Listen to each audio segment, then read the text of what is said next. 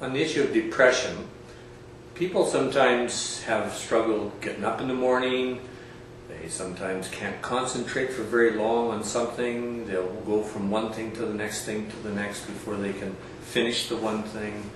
Or they seem like everything is overwhelming to them.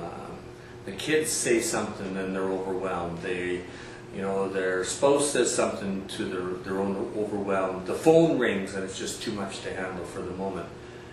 Those are indicators that maybe there is something going on related to depression. And one of the things I find helpful in counseling people with depression is I take a look at the power and control dynamics that are happening in their relationships at the moment. That's where we usually start. We eventually get to the place where we talk about some of the early childhood development issues on power and control. But where we start is usually with what's going on in your life. Like, what else is happening? Give me some context. Help me to understand some of the things that you face every day. And then I listen for where is the power and control at in their life. Who has the power? Who are they obligated to? How much power are they owning in and of themselves?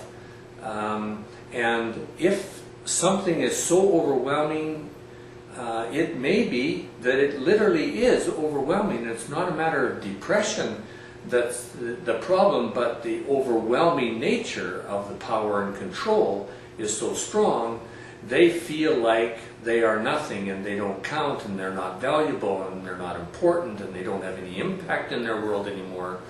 And so it's just overwhelming, takes them down, and it shows itself as depression.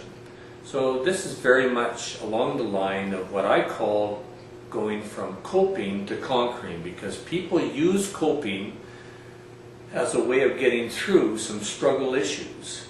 And I believe that it's very important for people to cope as best they know how, but to stay there for a long time, there's a better way, and that is about moving towards conquering, that I believe is very possible. It's very, it's available to people, and one of the ways of helping to find the place that you can conquer the issues in you is really about looking at those power and control dynamics, see what's going on, and then make some decisions for change on that.